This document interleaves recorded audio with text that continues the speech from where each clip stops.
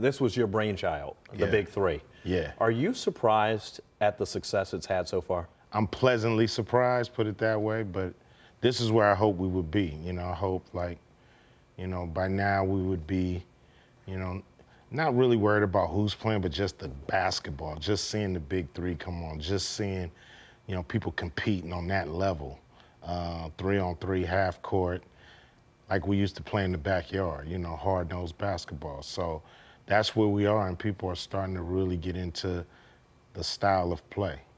3-on-3 obviously is also going to be part of the next Olympic Games in 2020 in Japan. But how did you come up with the concept? I mean, did you just sit down and say, I'd like to see some of these guys who still could probably compete to some juncture in the NBA, and I'd like to see these guys get back out on the court? Yeah, you know, just as a fan. It came as a fan, and I think, you know, that's why, to me, it's working this way. You know, it wasn't thought of like a moneymaker. It was like, yo, I still want to see these dudes play. And, you know, I saw Kobe score 60 points in his last game, and it's nowhere to see him play basketball. You know what I mean? So I was like, yo, let's set the stage. You know, that's what we do. You know, we've done shows all over the world. You know, let's set a league up and do games all over the world. And it started to snowball. And, you know, 3-on-3 basketball is actually the most played form of team basketball in the world, because everybody can get a 3-on-3 game. Everybody gets a 3-on-3 game. You know, half-court basketball is what we all grew up with. So it wasn't really nothing to reinvent the wheel over. You know, it was like it was right there. You know, they do it on the amateur level, but they hadn't done it on the professional level. I said, yo, let's take it out the parking lot.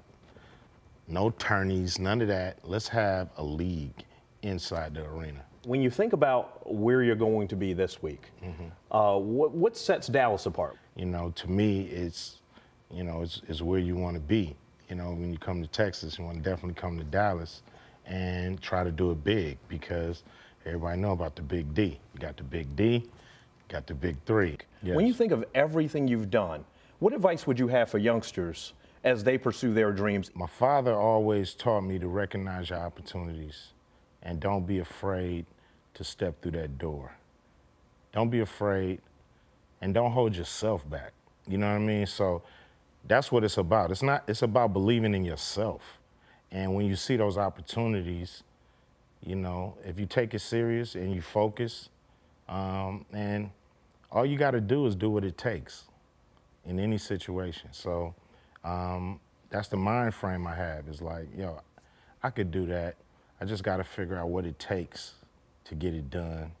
Once I figure that part out, then it's up to me after that. So I think anybody can rise up to those challenges. It's all about recognizing your opportunities, pursuing them, and then doing what it takes to achieve them.